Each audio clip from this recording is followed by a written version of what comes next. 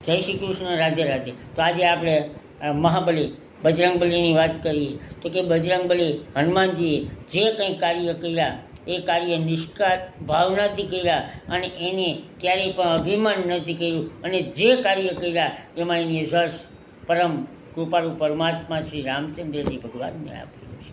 અને આજે આપણે અભિમાનના આરામાં વીંટાઈ ગયા છીએ। તો આ જ પ્રકારના અભિમાન છે, એ અભિમાન શક્ય હોય તો ન કરવું।